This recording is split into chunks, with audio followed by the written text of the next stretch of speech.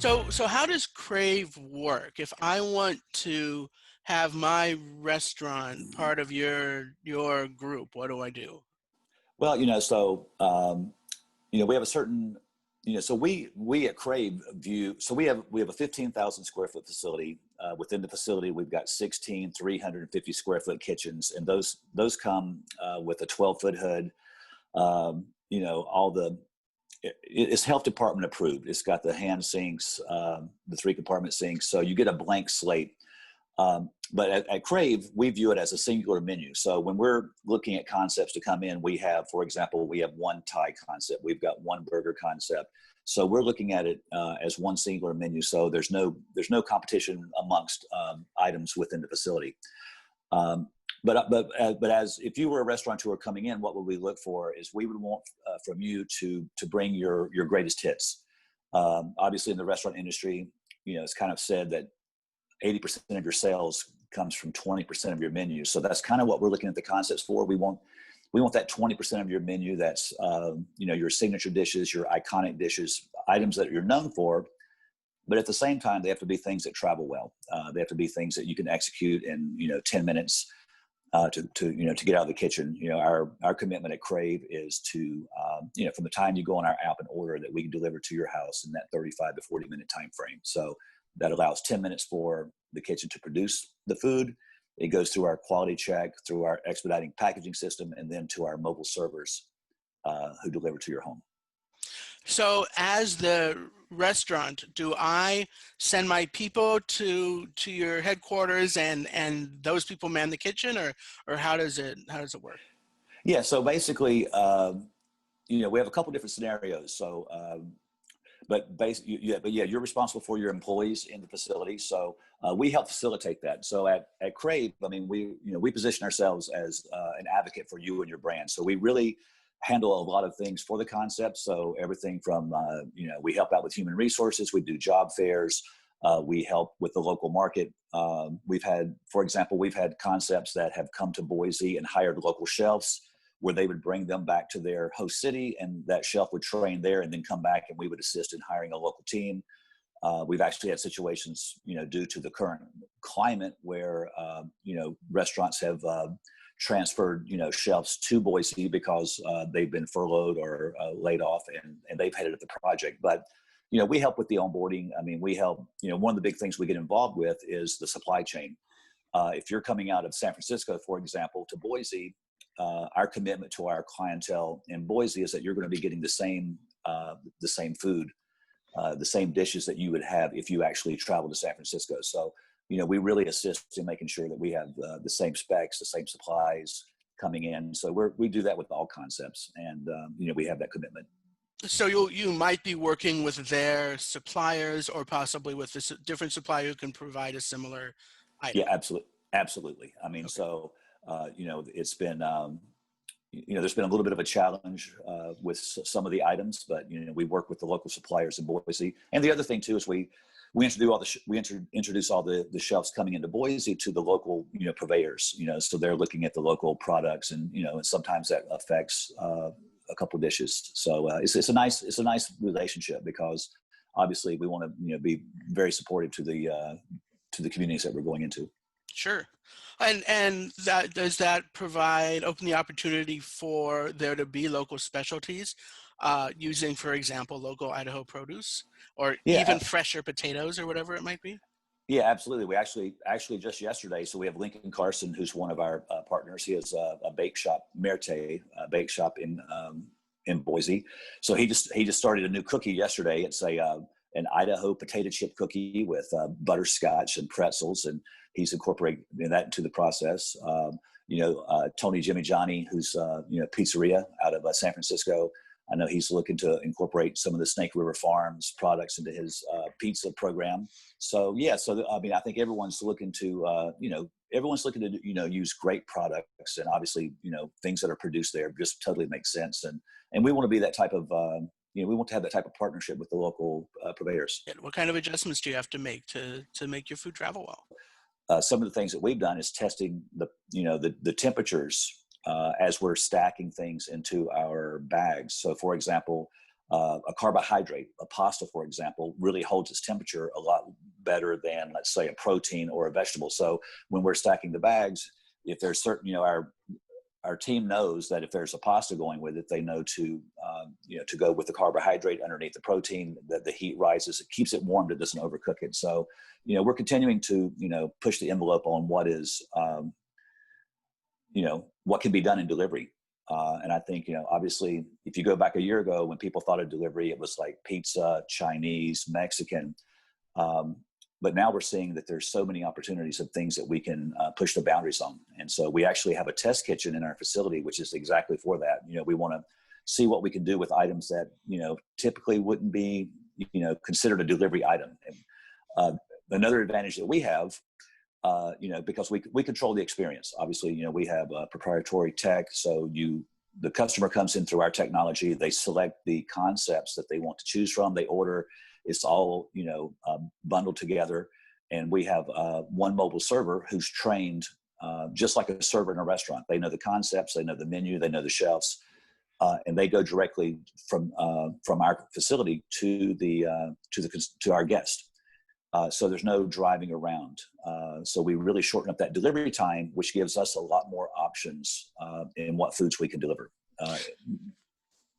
Sorry. So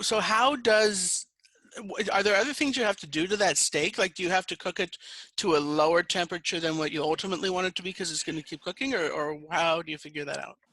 Yeah, well, we'll cook it to a temp. So if you order it medium, for example, we would cook it to medium rare in the facility, and then it's packaged. And then, of course, that package is a high performance packaging, which really contains the heat. So it's going to carry over a little bit. So from the moment that it's packaged, which is about let's say 20 minutes prior to when you would be receiving it at your door, it's going to carry over. Also, we're sensitive to, like, if you get something that's a little underdone, you're going to be okay. So we make sure not to overcook items. So, but it's something that we pay a lot of attention to. Obviously, we have customers. The one other unique feature about Crave is we have a customer support team in the facility. So you can call directly to the facility and speak to a trained customer service agent who can answer any questions or handle any items or issues that you have. So, how about French fries? Have we figured those out yet? Well, French fries are problematic. I mean, the thing about French fries is that when you put them into a closed container, due to condensation, they tend to get soggy. And then, of course, they're best delivered in a container that's open air, so they stay crisp. But then on that end of it, they're not cold. They're not as warm as you want them to be. Ironically, one of the local companies, Simplot in Boise, they've just come out with a delivery fry. And so they've developed a French fry that has a certain level of starch on the exterior. So basically, it stays crisp for 40 minutes after it comes out of the fryer. But the bigger thing about it is that if you take that fry and you put it into a microwave and microwave it for 10 seconds, it totally heats it and brings it back. So then in your home, you've got a hot, crispy fry. So that's something that's new to the market. And ironically, they're in our hometown of Boise. So it's been a great relationship. Yeah, they're a huge global conglomerate, but they're local if you're in Boise. So that's yeah. handy. Yeah, they're local. Yeah. I mean, it's a great. Yeah, you guys are at the cutting edge of potato research, so that's awesome. Because people are always going to want. We like to do that with everything. Right. But French fries are especially crucial because people love them and they don't travel well. So you're coming. So that French fry, what would you deliver that in that open air packaging, because then you can microwave it, or do you put it in that closed container because it's still going to stay crispy because of that coating, or does it kind of depend? Well, we have a closed container that has ventilation, so we're trying to sort of do the best of both worlds. So we want it to be served, warm to where you could eat it. But if you wanted to put that little extra zap on it, you could put it in the microwave. So magic. So yeah, absolutely. I want to talk about other food that delivers well, but before I forget, I want to talk about packaging, because that's crucial. So what kind of, it sounds like you have a bunch of different kinds of packaging for different things. So can you walk me through some of that? Yeah, we choose packaging based on what is best for the singular item. So Hmm. obviously, when you look at the concepts in the restaurant, we've got Tokyo hot chicken, which is another Michael Mina concept. So it's a Japanese, it's like a Nashville hot fried chicken with Japanese influences. So on that particular item, we're doing that in a box, and so what we found on that, if it was like just like the fry, if it were enclosed in a package, the condensation seems to it doesn't keep it crisp. And then when you go to other items, it needs to be in a contained package to seal the heat. We're working with a packaging engineer. I mean, ultimately, we would like to develop our own packaging across the board. So right now we're working with them. They're consulting on the best performance, and that's what we're looking for. Is we're looking for the best performance for each item. So when you look at our portfolio of concepts that we have in the space, I mean, we're looking at 150 plus menu items. So we go through each item and we experiment and we try and we test and we want the best end result for our guest, and so we go through and we test out the packaging and and see what works best. So that Tokyo fried chicken, that's in an open box so that it can breathe, or what? It's in like it's like in like a cardboard lunchbox. So it's closed, it's contained, but it's not airtight. Gotcha. So So it keeps it warm, but it doesn't allow for any condensation because it's completely sealed, and so that way the chicken stays crisp. And I know that Michael and his team have been working on that crust for a while, and I mean they've nailed it. It's perfect. I mean, so that chicken comes. First of all, it's done in a pressure fryer, and then it comes out, and then it's delivered, and it's amazing. so what would you deliver in a completely closed container? Soup, I guess. Well, yeah, I mean, so soups, all the pastas. I mean, like for example, Meatball Shop is out of New York. Your hometown there is going to be joining us, and so obviously they have a big pasta menu with but what I consider to be like very durable pastas. The pennes and the rigatones and those type of things, and that would be a closed container because and like I said, carbohydrates really contain their heat well. So that's one of the comments that we've gotten back is that the pastas they're so hot almost when the guests get them that they're they have to let them cool for a little bit. So that's good news That's for great. us. Yeah. That's a big win when we hear that. We love hearing that. So because at the end of the day, I mean, it's about serving hot food on time. And Right. that's and myself and my partners and our entire team, we're obsessed with that. And it's like, I mean, we're always pushing the envelope on how we can get it to the guest quicker, on time, and hot. And that's the ongoing challenge that we face, and it's a lot of fun. So sturdy pasta delivers well, and like baked pastas or macaroni and cheese, that kind of thing, Yeah, that travels well. yeah, yeah. Macaroni and cheese, lasagnas, any of your tubular pastas, and then of course, and then when you get into the Asian noodles, we've got betel nut, which is a great concept out of San Francisco Hmm. that's with us, and they've got all the rice noodles. Those all travel really well, and of course they're coming out of a wok, which is when you're coming out of a wok, it's automatically going into the container at a higher temperature than probably any other dish in the kitchen. So those are great items. Our pizzas are coming out of a 700-degree oven. They're going directly into the pizza box and then directly into a warmed pizza bag. So so we're looking at everything from every angle to ensure that we get it right. But then there are delicate pastas, your angel hair, even your like linguine or fettuccine. Have you figured that out yet?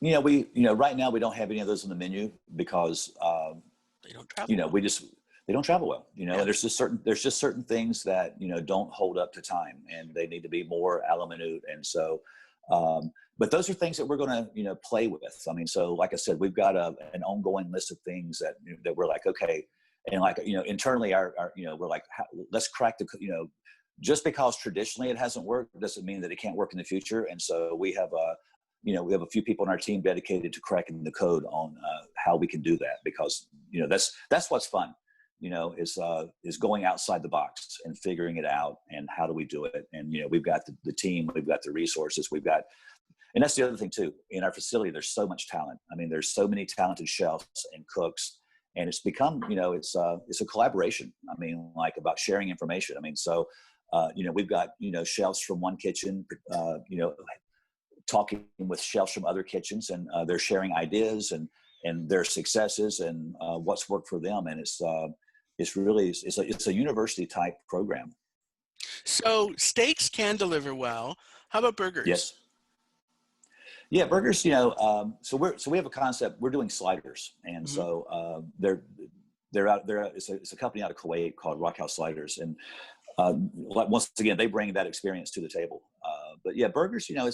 Burgers are funny, because when you look at a burger, you've got the toasted bun and you've got the patty, but everything else is cold. You've got cold pickles, cold tomatoes, cold lettuce, mayonnaise, mustard, whatever the dressing is cold. So a great burger is really that contrast between the toasty bun, the hot protein, and then all the cold condiments. And so, so we found on that, it's through packaging. So basically, we go into a paper packaging so that that it doesn't get too hot during the transportation, because then you have the lettuce wilt and the tomato get warm, and it just changes that experience.